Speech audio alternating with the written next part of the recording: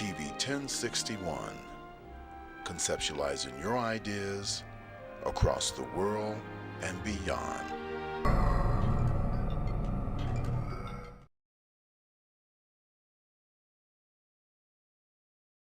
Good afternoon. I'm Lieutenant Elmer Horn with Douglas County Sheriff's Office, and we're here at one of our communities, and Sheriff Pounds is here with us. And Sheriff Pounds is very involved in his communities, and he come out. We brought out our grill and our smoker so we can come out and help cook for this community. And Sheriff Pounds himself has come out and helped cook with us, and he's here to cook and help these folks today. Good afternoon, ladies and gentlemen. This is one of the programs that I call taking my community back.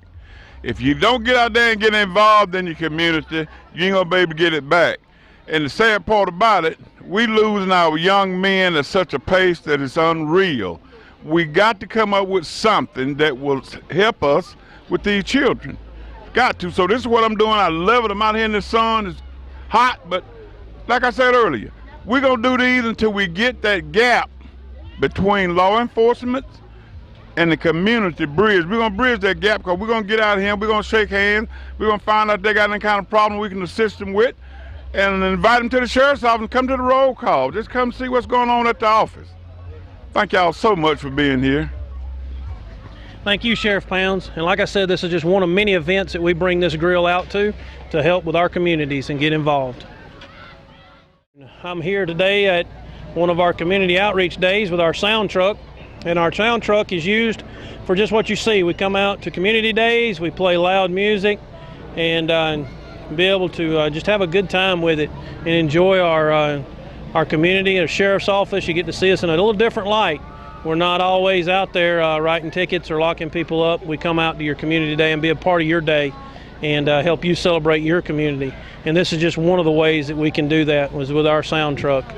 We're here today in one of our communities. We brought our ice cream truck out. A lot of people like to laugh when I say the sheriff's office owns an ice cream truck, but this is exactly what it's for, is we bring it out to our communities. We give away ice cream. We don't charge for the ice cream. The ice cream is free. And we have partners in our businesses in our community that help pay for the ice cream so that we can give it away for free. And we give it away. We go to schools. This is just one of many events that we bring our ice cream truck to. We go to the school systems. We come out to community days, block parties. We just come out and see you and help you enjoy and celebrate your community. Thank you.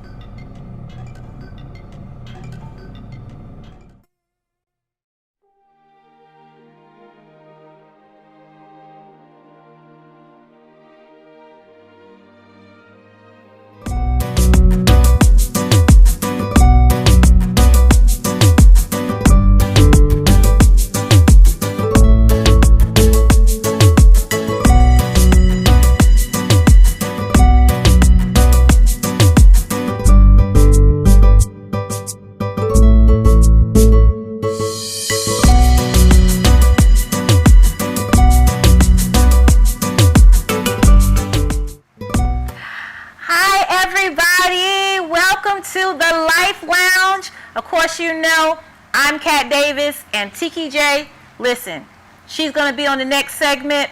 She's not here with me right now, but trust and believe, she will be on the next segment. We're just starting out with Mrs. Austin Shropshire. I'm so excited to have her here with us on today. We are streaming live right here in Douglasville, Georgia, where our executive producer is Felix Washington. Woo-hoo!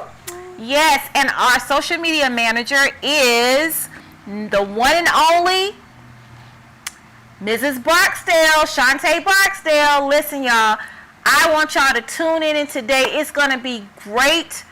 We have a great speaker up here on today who has written a phenomenal book. But listen, before we get into that, I just real quick want you to know, if you want to give some donations to keep these shows going, you can. Send a Cash App to $TV1061. And if you just want to advertise your business or your ministry, or you just want to make sure that you send something to help somebody, because we do help others in the community as well.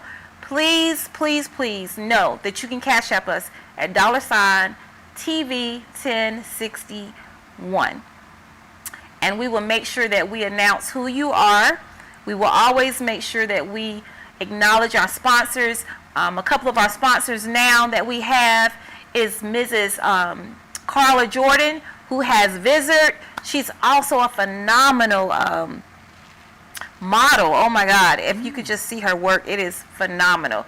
But not only that, DOS Skincare by Askia Ennis is another one of our sponsors, and so please make sure that you check them out as well. And we want to be able to announce your name too, so ching ching ching, you got to let us have the money so you can be seen on TV 1061 right here in Douglasville, Georgia, where we have over 43 million viewers, because we are streaming live on Roku, YouTube, and Facebook. Well, let's get right on into it. You wrote a book. Yes. Wrote a book. First, I want you to share with everyone who you are, and then let's talk about your book. What inspired you to write this book? Because our topic today is how to recover when life crushes you. Girl, we could go on and on about that right there. All day. All day. So talk to me. Well, I am Austin Shropshire, and I am a transformational speaker, and I wrote the book Prayers and Wisdom from Grandma's House. Okay. Not expecting to go into that direction, but God had a path and a plan for me, and that's how that basically started. I have congestive heart failure, and my heart was at 15%. Wow. And what happened was I ended up going into the hospital. I had to get a pacemaker and defibrillator because I was so low in my ejection fractions. My pacemaker got infected, and then after that, June 25th of 2019, my heart actually stopped. Oh my God. And I felt like I didn't leave my children anything that they really needed. I had a will in place. I had all of the paperwork together. But as a teen mother, I didn't necessarily take them to church and instill all of the things that my grandmother instilled in me.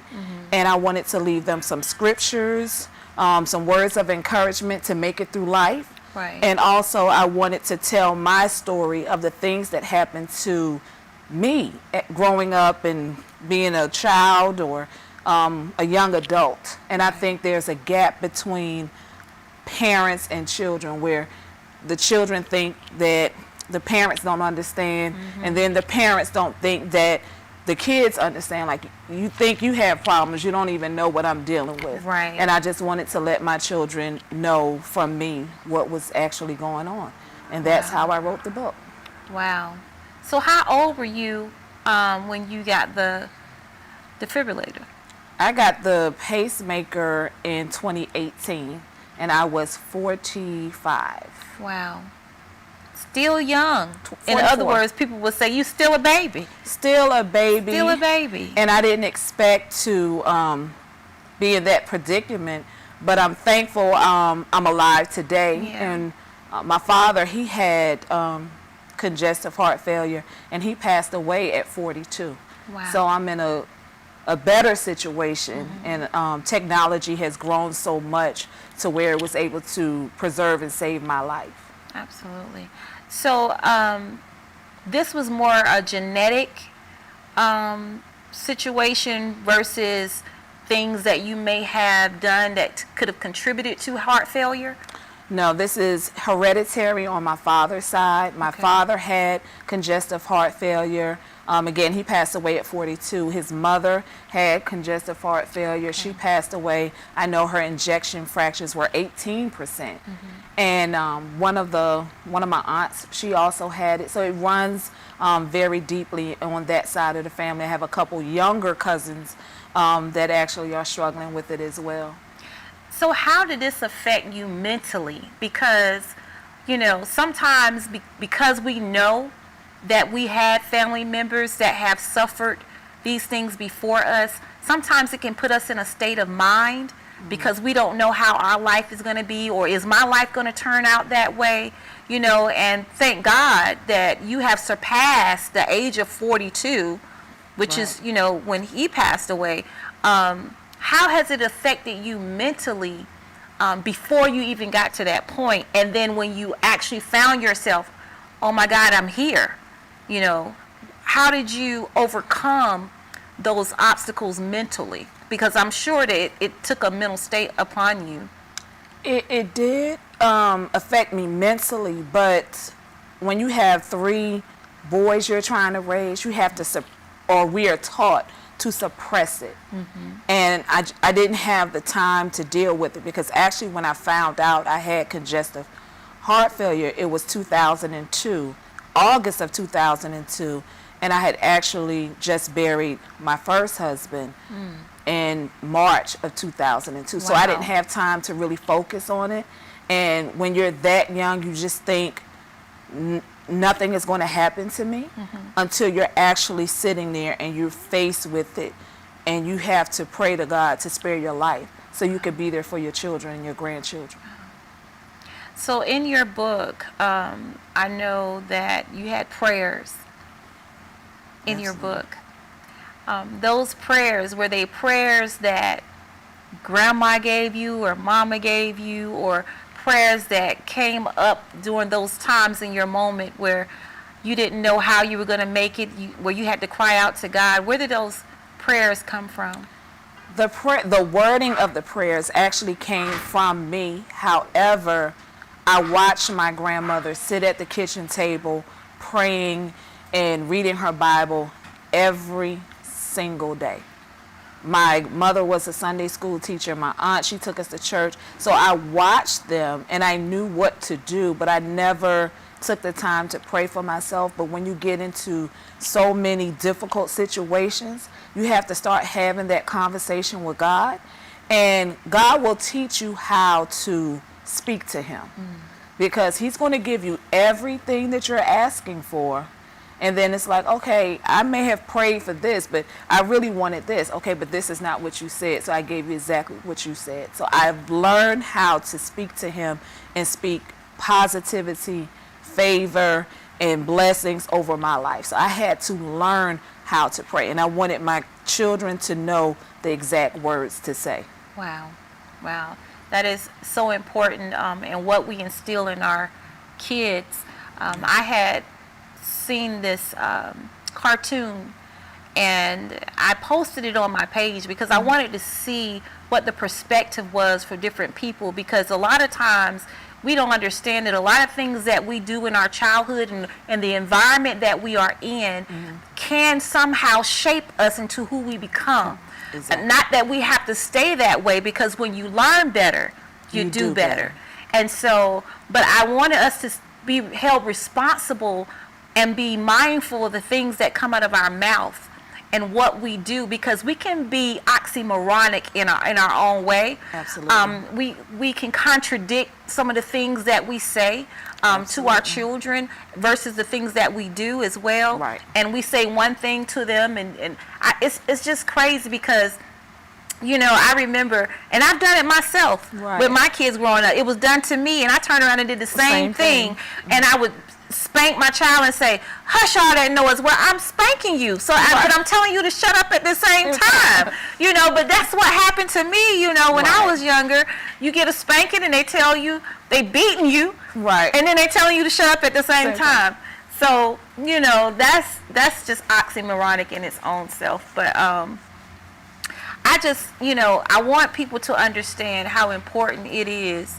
Like you were saying, you wanted your children to understand prayer, how to pray, and different things that when you were not going to be there for them, if it ever had been a time where you couldn't be there for them, they needed to know and have that foundation to stand on their own 2 feet. Because there's so many that we have spoiled, rotten, and not allowed them to do things for themselves, and now they don't know what to do as an adult.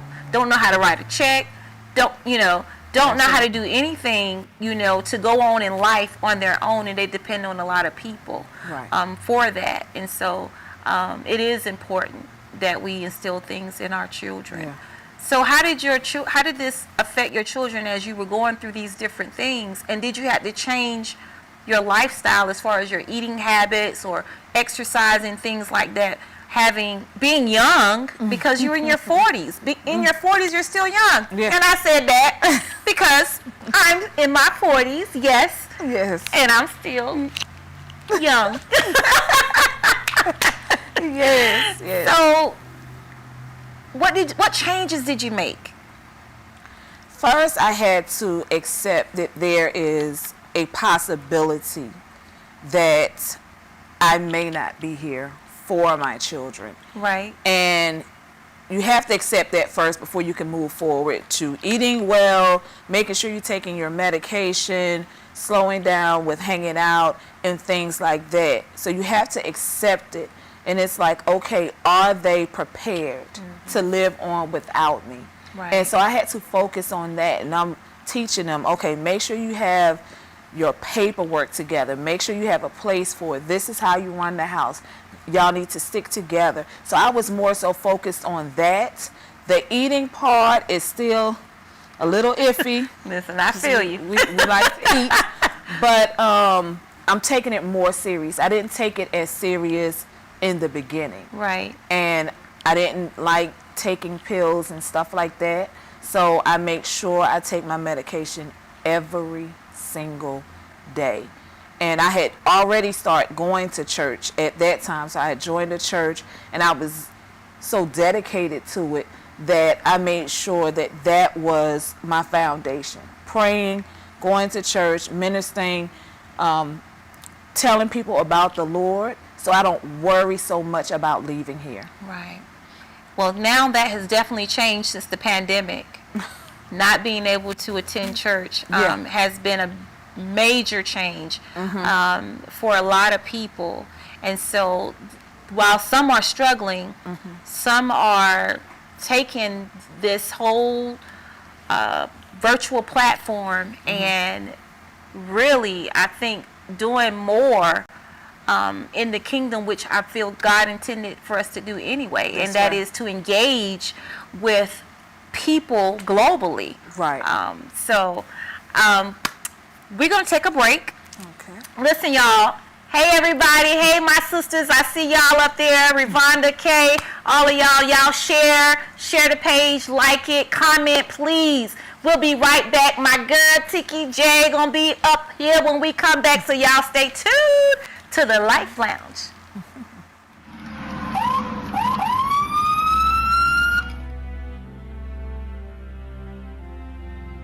Hi, I'm Chief Gary Sparks with the Douglasville Police Department. Today we want to give you some safety tips concerning traffic stops. Take a look. So you look in your rear view mirror and see flashing blue lights. What do? Remain calm. Yield to the right and pull your vehicle over into an off-road area that is safe for both you and the officer. Put your car in park. Remove your foot from the brake and turn the radio off. Remain in your vehicle. Have your driver's license readily available for the officer. Keep your hands on the steering wheel, visible for the officer at all times. If you need to retrieve any items from the interior, explain what you're reaching for to the officer and avoid any sudden movements. Rolling the window down completely establishes a level of trust with the officer and allows for ease of interaction during the routine traffic stop. Be courteous and polite. Be cooperative and willing to follow the officer's instructions. During a routine traffic stop, the officer will return to his vehicle to run the tag and driver's license verification and complete a citation if one is necessary. Once the officer returns and approaches your vehicle, whether or not a citation or warning is issued, please remain calm, courteous, and cooperative. Sign the citation acknowledging you agree to appear in court, and do not dispute the citation with the officer. The officer will give you a court date to explain or defend your infraction. Okay, ma'am. Like I told you, I did clock you at 51 in a 35 mile per hour speed zone. I did issue a citation, okay? This here is going to be your court date. I just need a signature from you stating that you received a copy of this citation, okay? Yes, sir.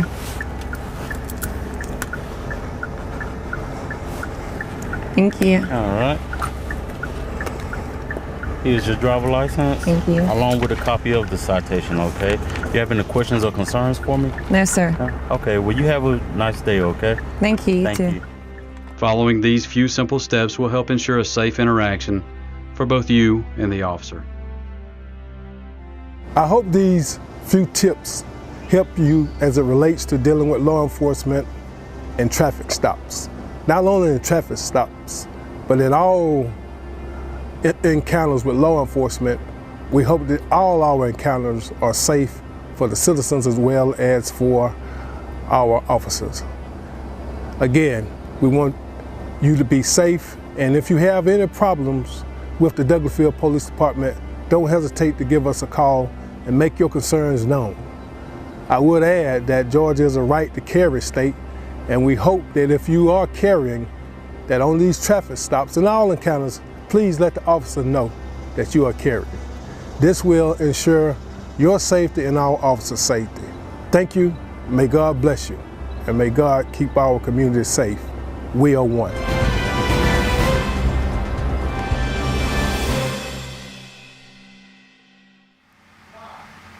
Hello, everyone. Welcome back to the Life Lounge. Tiki J is in the building, of course, with Cat Davis. And we are so glad that you guys joined us tonight. We have an awesome guest, and we're going to continue what they had going on before. So the question I have for you, can you pronounce your name so I can make sure I'm saying it correctly? It is Austin, Shropshire. Oh, okay, Austin. Cool, cool. So when you think about some of the things that you've experienced as a child, what are some things that you would say I'm either guarding my kids from, or I'm going to teach them something different so they don't walk the same path? The first thing that I would say is to make sure I didn't leave them. So when I had my son at 16, my whole goal was to make sure I was a present mother, that whether I had a man there or not, I was going to show him the best I could the things you should do as a man for a woman. So I'm training him how to be someone's wife, not someone who is going to be there to take care of me necessarily. And I think that's a boat that a lot of people miss. So you basically saying that you're training your sons how to be husbands? Absolutely. What about your daughters? Are you training them how to be wives? I just have boys. Oh, you just have boys? I have 3 I was boys. in that boat. I finally got my girl, though. You got your girl. Finally. Woo. Yeah, I had 3 boys, and then I have a 10-month-old girl now. Okay, great. But okay, so that makes sense. How many boys do you have? I have 3 boys. My oldest is 28. He's a drill sergeant now in the Army. I have a 24-year-old airman, senior airman, and I have a special needs son, and he is my sweetheart, and he's still at home with me. Okay, good, good. So as a mom, do you feel like you can actually teach them how to be a man? No, I don't think you can completely teach them how to be a man.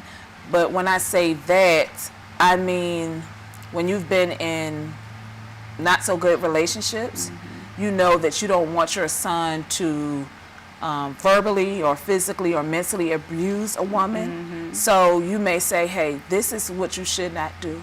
Make sure you're attentive. Make sure you're not just laying around the house all day. Get up, take the trash out, want to work, want to be there. Be the person that you would want your daughter or, you know, to be with. So those, I don't think a woman can teach a son how to be a man, but you can say, hey, these are the things that women are looking for and, you know, kind of guide them that way, I think. Gotcha. Okay. Alrighty. So what are some mistakes you've made in childhood and you're like, okay, you know what, I did this, so I'm going to need you not to? For me, I would say I definitely was, and this is about being transparent right now, so I'm going to say disrespectful. I definitely was mouthy. I was, absolutely. I cannot tell. Absolutely. I was off of the porch at a very young age. So I was into the world, and I sheltered my sons, and I wanted them in the house and not necessarily running around rampant in the streets. Gotcha. Okay. So those would be my mistakes. Okay, that was a real easy mistake. Just disrespect was the only thing. No. Well, you know, you get into your altercations, your fights. You're disrespectful to adults. Very rebellious.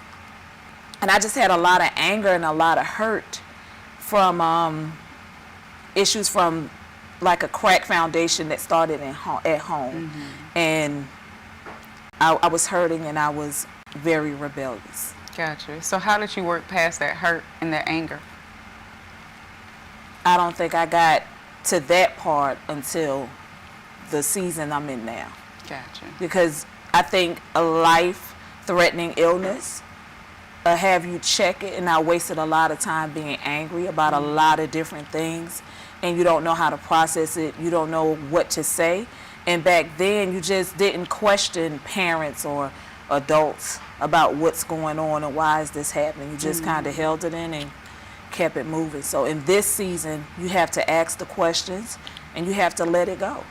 Gotcha. You have to be willing to accept whatever the answers is, knowing that you can't make a change. Gotcha. So how was your support system during this time, walking through the process? The process of the heart issue? The process of the healing, the process of the getting rid of the hurt, the anger. My support system was really good, I think, because of the book. I had a lot of people open up to me more about their hurts and their pains, and I realized that I was not alone. I spoke with my mother, I spoke with my aunt about the things that bothered me in childhood. A lot of answers that I know I would never get is from my father. So I had to be okay with that. But I had a very good support system this time. And I was ready and willing to listen. Because before I wasn't willing to listen. Gotcha. Okay. A support system is #1 key. I have sessions with boys. I'm a therapist for teenage boys that's in like the youth homes and different stuff like that. Okay. So the main thing they always say is, well, if my daddy was here, maybe things would be different. Or if I would have got this from my mom, maybe things would be different. But I have to help them to understand you're right. That shouldn't have happened to you as a child. A lot of stuff that we've endured as children, it shouldn't have never happened. Right. However, you can't allow it to handicap you for the rest of your life. Absolutely. So the fact that you poured all of that energy, all of that pain and anger inside your book to help somebody else is an awesome thing. Yeah. It is awesome. So what are the main 3 things that you can say would be takeaways from your book? The first thing I would say is to have a relationship with God, to have a prayer life, and to be able to you have to own your stuff, and you have to recognize all of the things that happen. So I think that they're going to say, okay, well, if she can say these things happened to her, then I can acknowledge and say that they happened to me as well. Gotcha. And, move forward and start the healing process. So I think that would be the takeaway. Gotcha. So I'm sure you guys heard that. That is to have a relationship with God, to actually have a prayer life, and to take responsibility. Because it's so easy to point fingers. You did this, that's why I did this. But once we just look at ourselves and take responsibility, it's easier to forgive. Yeah. It really is easy to let it go. Well, you know what? I did do that. Well, maybe I should have said it that way or did it that way. So that is so important. Yes, ma'am. Yeah. So is there anything else you want to add concerning your book? Did you tell them how they can get it? No. Okay, well, let's talk about that. Okay, you can get the book on... Oh, I'm sorry, but hold on a second, because you want to answer this question. One of the viewers said, Kay, were you an adult when you shared with your mother in regards to your feelings as a child? And the other question is, do you see any of how you say you were in your sons? Okay, I'm going to answer the question about my sons first. No, my sons are very good children. I'm so blessed. None of them acted the way that I did. I'm so thankful for that. And I was an adult when I had the conversation with my mother, and it was about almost a year ago. So all of this stuff is really fresh, and I had to respect her position and the answer that she gave me, and she had to walk in her truth at that moment. So I think I understood it better as an adult than I would have as a child. Okay. I think that's all. Okay, you can go ahead and let them know where they can get the book from. All book retailers have the book. Amazon, Books A Million, Barnes and Noble, and it's Prayers and Wisdom from Grandma's House. And you can get the book anywhere books are sold. So wait, how did you come up with the title? Is it directly from Grandmama's house, like the stuff you heard Grandma saying as you grew up? For the most part, it is a lot of the things that my grandmother said and the stuff that she instilled in me. And it was a lot of the trouble and drama and discord that I got myself into. So I touched on everything in regards to that. Gotcha. Okay. Yeah. Good. Yeah. So we're going to go ahead and continue on to the whole raising boys, because I know raising boys is not easy. But you say your boys is good. Okay, you got it good then. Yeah. So everybody's boys are not good. Yeah. So what are some things, let's start with your oldest one, some things that you see, okay, yeah, we're going to have to work on that. Jay was more so headstrong, like me. And he was, he liked attention like his father. So he just thought the sun rise and set on him. So I had to kind of pull him back, and he was so sociable as a kid. So he was, everyone loved him, and he was just all over the place. And I wanted to kind of scale him back so he doesn't, so he didn't get caught up into the streets. Yeah. So, yeah, Jay was that particular son. Byrne was more so easygoing. He was so sweet, and he had, he was a little naive like I was in a lot of instances, and he was so caring and so, he was just so, awesome like his father. He was just sweet. Mir is me, I think, all around. He's a little more stubborn, but he was, they weren't trouble kids. They like staying at home. So that's the part that I had easy. They never talk bad. Gotcha. So did they have a male figure in their lives where they can say, I can go talk to this person to get fatherly advice?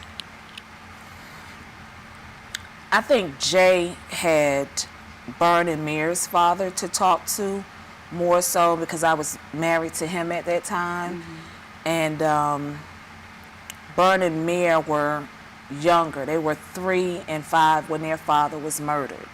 So they didn't necessarily have that. When I did get remarried, they had a good relationship, but I don't think they talked about their feelings as much. So, and they didn't have uncles or cousins or anyone around. So they just had me. So they probably wanted to not tell mom, Yeah. So they probably held it in. Gotcha. They probably held it all in. Yeah. Well, with it being boys, of course, they're not going to go to mom for everything, but they probably talk to a friend. That doesn't mean they got the right advice. Right. But they probably talk to a friend, man, let me tell you about this, what's going on. So, but as long as all of us need that outlet. Right. Everybody needs that. Do you have that for yourself? Do you have where you can actually take time for self-care? I think I have it now. I think before I was so afraid of speaking my truth and my feelings, worried about judgment. As a young adult, you don't want, you're being taught not to have everyone all in your business, and people kind of use things against you and stuff like that. So I didn't necessarily talk about it. So I'm more open now than I ever have been before. Gotcha. So one of our guests are saying, one of our watchers are saying, her name is Kay. She said, would you say that your sons are mama boys? They are not they are not mama's boys in regards to they stop, drop, and roll with everything that I say. Okay. No. But they'll make sure you good. Yeah, but not. I don't really go to them. Gotcha. Not in the sense she's talking about. I know what she's talking about. No, they're not that way because I cut it off. Gotcha. Okay. All right. So when you think about okay, so you know what, guys, we're gonna come right back. So stay tuned. We'll be right back with the Life Lounge. Hi, my name is Dynasty. Welcome to TV 1061. Join our network and broadcast your event live across the continent. Come to our studio and film and stream your talk show, sitcom, showcase, and broadcast it worldwide. Combine multimedia with your live stream. Independent filmmakers, show your movie and afterwards interview your cast live. Sponsors, advertisers, I'm talking to you. This is your chance for global exposure. These are very exciting times we live in. Traditional TV is all but a thing of the past. TV 1061 is now on the Roku platform with a viewership of 46 million and counting. Roku is an industry leader in internet TV. It is the most popular and fastest growing internet TV platform. If you are interested in developing and streaming your own show or movie or coming in as a sponsor or an advertiser, please send your contact information with a short description of your interest to 1061. Today's world exposes our youth to life experiences that are well beyond that which their years should allow. Violence, trauma, poverty, injustice. Our children's lives and their livelihoods are in constant danger. Wisdom, Inc. is a community-based organization designed to save young lives by reducing violence and assisting youth in their personal development. Wisdom stands for wise individuals structuring and developing youthful minds. Through our collective wisdom, we can change lives for the better. Wisdom, Inc. Reducing violence, developing youth, saving lives.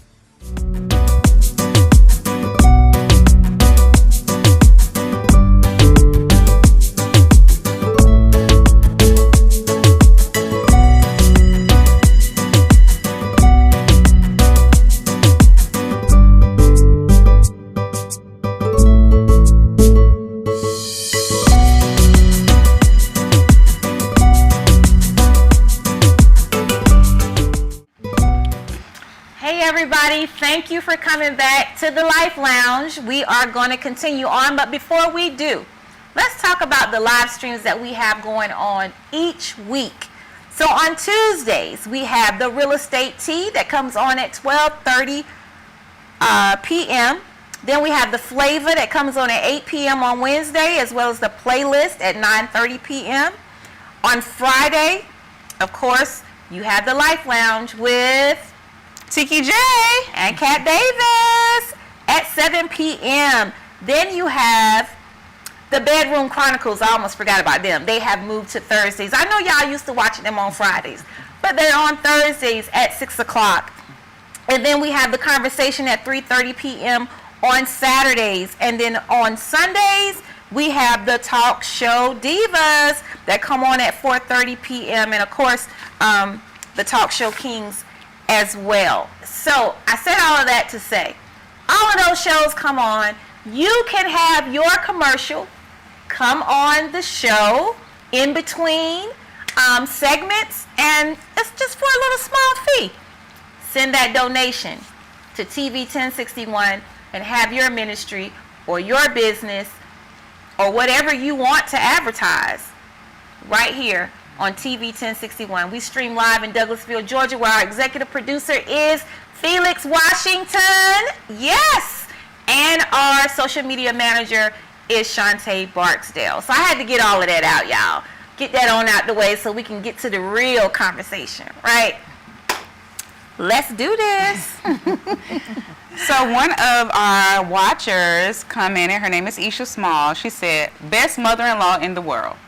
She has taught me so much, and I really appreciate her wisdom. Her book is totally amazing and a great read. Wow. Oh, God. That is so sweet. She is the best daughter-in-law a mother could ever want for their child. I can leave this world not wanting to go today, but I could leave this world and know that my son and my grandchildren are in the best of care. She is the epitome of the relationship that I've dreamed of with a mother and daughter-in-law relationship. Wow. Yeah. Wow. She's great. That's awesome. So what about your other sons? Do they have like that person? Or are they just still, I don't know. No, they are not. They are not. They are not. Bern is so focused on, he's the airman, he's so focused on getting his life together and making sure he has everything he needs to be stable and have something to provide for a woman.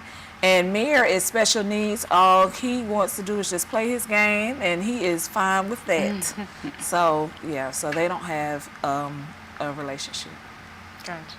Okay. Wow. So when you think about the relationships you've had in the past, did it hinder you from wanting to date? No. No, I believe in love, and I grew up where you don't shack up and, you know, try to have a stable environment for your children. You want your children to see a male figure in the household. So it didn't stop me. It may have hurt me on the inside, but I just kept it moving and I kept it pushing. And now I have a wonderful husband, and he is the most peaceful and joyful relationship I've ever been in.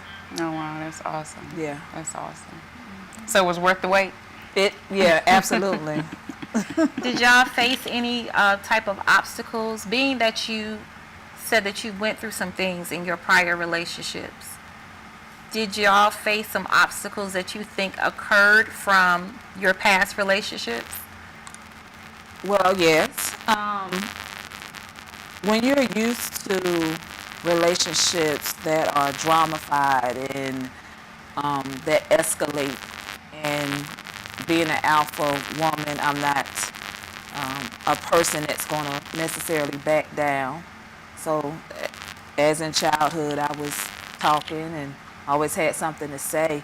And when I got with him, he's not that person that wants to argue. So I wasn't used to a man that is like, okay, I'm going to take care of this, does it. If there's a disagreement, have a conversation and move on. And there's no arguments, no tension, and it's like, what is this? So it was not on his part, but it was more so on my end of the things that I was used to. So I probably was, poking the bear a little bit. But did he have to say something to you about yourself? Or did you just learn how to humble yourself because he continued to be the same person consistently? Because sometimes, we don't get it. And we'll just keep poking, like you said, you kept poking. Yeah. And we don't get it. Did he have to have that conversation with you? Did he ever have to be stern, and be like, listen? No, he's not a stern person, but he did have to have a conversation with me because my head is probably hard like a cinder block. And he said, you must be used to men that like to argue and like to just keep up stuff. And he was like, it's unnecessary. So he had to have a conversation with me. And I had to look at myself like, well, okay. And after I stopped, it's like, oh yeah, that's me. But he stood up, and maybe someone else probably should have stood up and said something to me, but no one ever said anything to me. No one took the time to say anything. So when you think about, because as a mother, you're very protective of your kids, especially when it comes to dating, because you don't want just anybody around your kids. Right. So how was that process for you as far as meeting new people or starting dating and the kids are like, Mommy, who is this? Well, I think I'm probably old school, and I didn't really have a guy in front of my kids unless they were permanently going to be there. So they never, anybody they saw I was married to. So they never saw anybody. And when my husband that I have now, it was only Jameer at home because Byrne was out in the Air Force and Jay, he was out in the Air Force, so no one else was at home. Mm-hmm. So it was easier to kind of navigate with him since Jameer was more so upstairs, and I would just leave and we would go out to dinner and things like that. And when I brought him in, then I knew that he was the person. Gotcha. Yeah. Okay, that makes sense. Yeah. That's how that went. But so while you were dating, you didn't allow them to see who you were dating, is what you're saying? I mean, did you already know how long you were going to do that? Did you have something in your head saying, okay, well, how did you know, okay, now I can allow them to see my children? Well, depending on the situation, you kind of know, I guess, I kind of knew. It's like, this probably is not going to last. This probably is just going to be a nice, not fun situation, but a fun situation. And this does not need to go any further because you're looking and you're seeing the qualities that they have, and it's like, oh no. When you're asking, okay, well, after a couple dates, you might say, okay, well, where's your child? How is your relationship with the mother? And if a person is belittling the mother of their child, it's like, no, that's not going to work for me. Yeah, no. Wow. I agree. Yeah. So I guess when I think about dating, because I have smaller kids, it's kind of hard to maneuver with smaller kids. Right. So yeah, I definitely do get that. So was it ever a time in the relationship where you felt like your past or the stuff you dealt with in childhood or your kids was too much for someone to handle?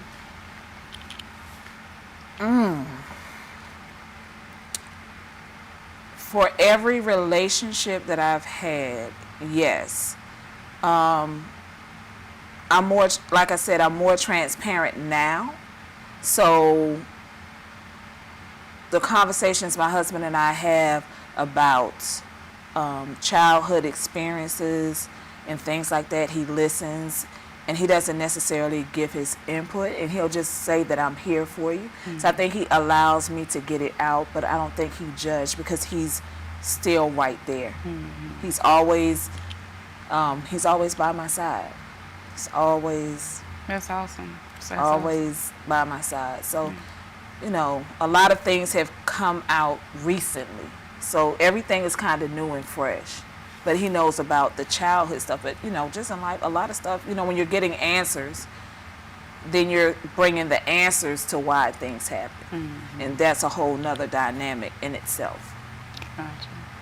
Do you have any siblings? I do. Okay. I have 2 sisters. They live in Philadelphia. They're about 13 and 15 years apart. Okay. So they're my little pukas. They're my little pukas. Gotcha. Well, I know you said that you have a son that has special needs. Yes. And so when you had decided to date, knowing that you have a child with special needs, that's a bigger responsibility as well. And so I want to talk about that when we come back from our break. Okay.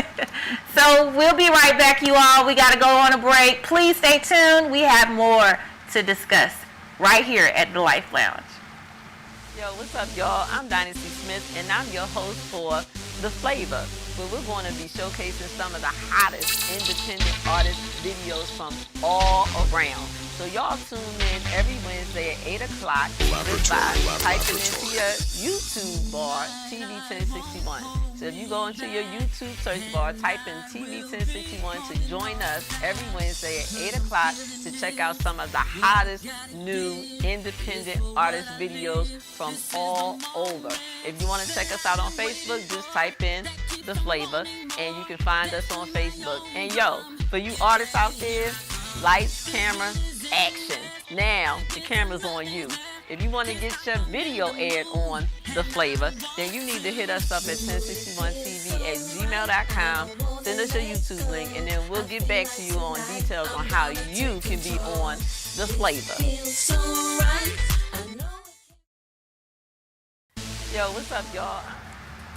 Thank you so much for coming back to the Life Lounge, and we're getting ready to continue to dig on in. So, Ms. Cat got a question for you. Okay. As we were saying about the child with special needs, you know, because I know of people that have had children with special needs and trying to get back out there dating and knowing that it's a big responsibility, having a child with special needs, and knowing if that person is going to be able to accept that you have a child or even may share in the responsibilities. And so how did you handle that when you were dating as it relates to your child? Were you kind of particular or kind of scared to do it because of that? Or No, I wasn't scared to date because my son had special needs. I pretty much have him as independent as possible. So I don't talk to my son about him being different. So he's thinking he's all of that in a bag of chips. Right. And in regards to dating, I let the person know that I have a special needs son. And it's not where he is bedbound or anything like that, but he does have developmental delays and he's had a lot of surgeries and things like that, but he's not going anywhere. And this is a huge responsibility that is mine. And I brought him into this world, his father and I. And if you are in doubt, even the slightest, then you can walk it. It's fine. I'm okay with that. Because I made a promise to myself, I made a promise to God, and I made a promise to my child that I will take care of him for the rest of his life. So no one is above me taking care of him because he's unable to do all of the things that he needs to do for himself. And people do take advantage of children with special needs, and I'm not here for it, and I'm not going to have it. So a man has never taken priority over my children. Special needs or not. Can you give some advice to some people out here that have children that are special needs? Because there's a lot of young people that do have children with special needs, and they're facing a lot of different adversities, and even raising the child with special needs and not having the support system that they need as well, but then trying to get out there in the dating world. And it's just important who you bring around your children. It's something that you can just share with the viewers. Well, I think first you have to be dedicated to your child. That's number one. And in regards to the dating, you should always live your life. I don't think you should stop living your life because then you will regret the child, or sometimes people take things out because they stop their life for the child. So you still can date, but you just have to ensure that you have the right person around your child for safety reason, to make sure they're not enduring any type of sexual abuse. There are so many programs and resources out there that can help a parent where they can get a break. You have respite care. You have birth to 5 years old. Programs like that can step in and say, hey, we're going to, let you have the child go to a caregiver's home for the weekend or whatever, so you can get some mommy time or some daddy time, so you can enjoy your life as well, because any type of caretaker is going to need a break. And you just don't want to crack under pressure, so you need some type of adult engagement, I feel. And don't stop living your life, but your child's definitely your first priority. Right, absolutely. I totally agree. But it's hard to get a break. It really is, because I don't trust everybody with my kids, right. Especially my two youngest one. That's 10 months and 6 years old. Right. So I just can't say, okay, you go over here. You go. I can't do that. So right.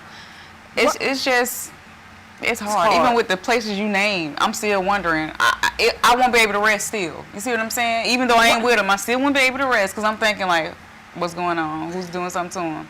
Right. Yeah, well, so you do have those issues, especially like if you're a person that has experienced any sort of molestation, any type of sexual abuse acts against yourself. But I haven't. You do. Well, I know I did. So that's why I was more so like leery. But if you have a friend that you really trust and they are a nurse or they are a CNA or they work in the healthcare field at all, they can sign up to be that caregiver to receive the respite care funds and resources, and they're still in a home that you trust. I didn't know that. Okay, that's good. Yeah, they have. Yeah, it's a lot of different ways, and I have been through it from birth with them, so I know all of the not tricks of the trades, but things that you could do to where your child is still safe with people that you know. So do they allow family to? Yes. Okay. Yeah, you just sign them up, and they're able to receive the stipend for, for taking care of your children, even if it's an adult. You have waiver programs and all of these other different things that you can utilize for a family member or a close friend. If your best girlfriend wants to sign up and do it, and you say, hey, I would rather my son be with Tamika or Trina, and they can get paid and I don't have to worry because she doesn't have people in and out the house or whatever the case is, and you get your break, your child is safe, they're in a different environment instead of being constantly at your home. So it's definitely other things. I need more information on that after this. Okay. So we have Ravonda Williams. She said, that's how I was with my oldest son. I didn't let my now husband know about my son, who was 6 months then, until I felt like it was absolutely safe to do so. Allowing him in my son's life was so amazing, beautiful, and loving. Yeah. And they need that too. Children need to see you in a loving relationship. They need to be able to say, okay, well, because they trust you. So they say, okay, well, if she trusts him and he's loving on her and he's, dedicated and committed to being here with us, then maybe I can open up and we can bond. And, and it just gets to be a better situation. Yeah. I agree. Absolutely. I know that's going to help a lot of the viewers out there, that information that you given, because there's so many people that don't know and they're frustrated and they don't know what to do. They get tired, not just with children, but people that have caregivers for their parents. You got some parents that are sick and they're trying to take care of them, and it gets hard, and you don't get a break. I remember when my uncle was sick. He had colon cancer. And he couldn't do anything else for himself. And it was a time where I was crying because I was like, it felt like, even though I had a home health aide to come in for a couple of hours, that's nothing for 2 hours out the week. Even if it was 2 hours a day, you got 24 hours in a day. And when they can't do anything and they have to be turned every 2 hours so they won't get bed sores, or he had a colostomy bag, and then I had to feed him, so I had to bathe him, I had to feed him, change the colostomy bag, change him every 2 hours, make sure his sheets are clean, so that means I got to roll him over, put the sheets on, roll them back over the other way. Right. It becomes tiring when you do it day after day after day, and it's hard. It's hard, and I think the information is not out to everyone because you can request an increase of services. I have been doing this since '94, so I know that you can request it. I know that there's help out here. You can utilize your congressional offices. I help people all the time get the things that they need for their mother, medical equipment, extra nurses, and things like that. And I've had the system will drop the ball because when I got my pacemaker and it got infected, they discharged me out of the hospital without having the nurse in place. And you have to have it within the infusion within a certain amount of time. And I had to reach out to Facebook like, hey, I need a nurse right now. Wow. And when she came to the door, I collapsed in her arms, didn't say hello, what's my name, nothing. And to get some help. And then I navigated through the system. I sent out letters and emails, and I had every single thing I needed. So I'm always willing to help anybody that has an issue or do not have the services. I'm always willing to help. Well, I definitely have someone to refer Okay. to you. Yeah, I'll be more than happy some to help. assist. Yeah, more than happy to assist because someone helped me. Someone helped me get the services I needed for my children. Her name was Keena, and if it was not for her, I would not have been stable and able to take care of my children like I needed to. If someone didn't help me, so I always reach back to help. Awesome. That's good. That's good. So when you think about, I won't say doing it by yourself because you have had help with them throughout the time. But what was the hardest part, do you feel, about being a mother, period? The hardest part? The hardest part about being a mother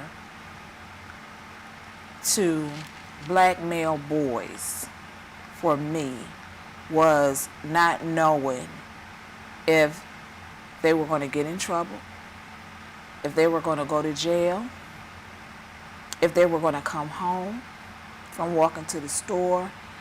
And at the time when they were really young, I lived in Philly, so you just didn't know. We lived in the projects, like everything, and you just don't know how things are going to turn out. And you just want your child to graduate school, have a job, don't get into drugs, and don't go to jail.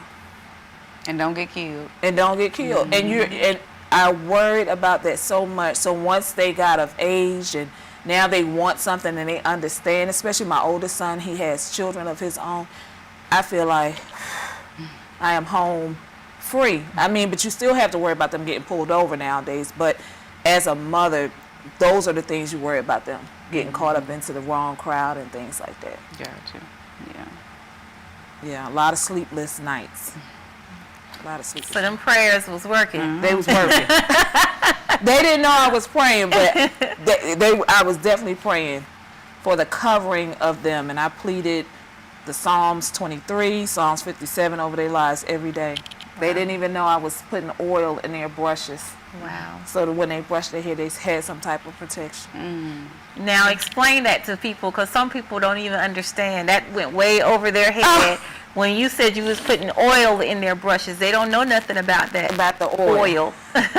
My grandmother always kept a bottle of oil that the pastor had prayed over at home, and she would just rub me down with oil, and I would be fighting tooth and nail, and she would just pray over me and pray for my protection. And everything that was meant to destroy me did not. And I am thankful that she did those things, and I had to do it to my children, but I didn't necessarily speak about God with them. I didn't take them to church. So they probably would have been at that time, what are you doing? So I just did it another way. And I went to a church. I had the pastor pray over the oil.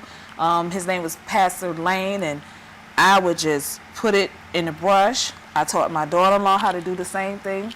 Her husband probably don't even know she got a brush that's prayed over, for him, because you have to do it. You cannot survive in this world without any type of covering and without a prayer. You cannot make it. That is the truth. Yes, you cannot make it. I remember those closet prayers, and sometimes we get away from those things because we get caught up in the things of life. And life can hit you pretty hard sometimes. And it's not that you forget to pray, it's just that you get caught up in the situation, or the pain. Yeah. Because the pain can be so heavy.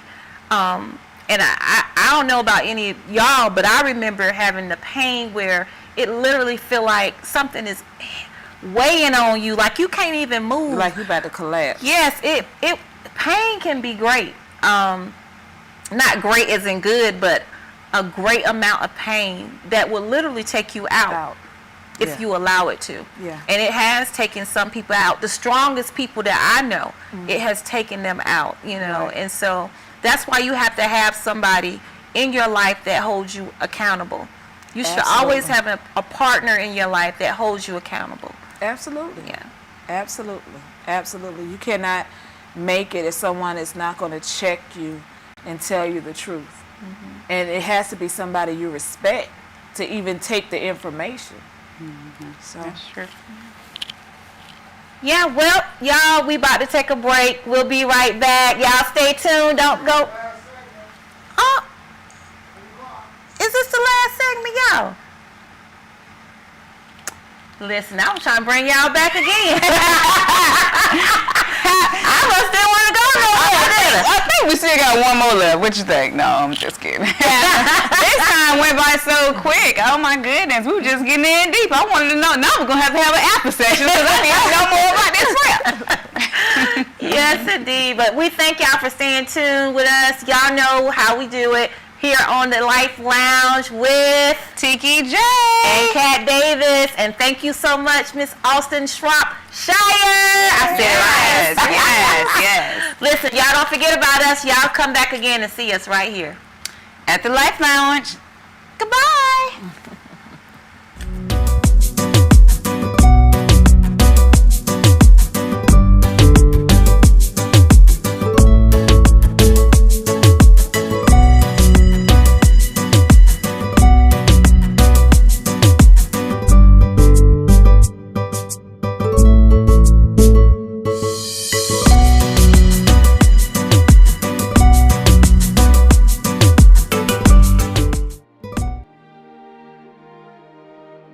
TV 1061, conceptualizing your ideas across the world and beyond.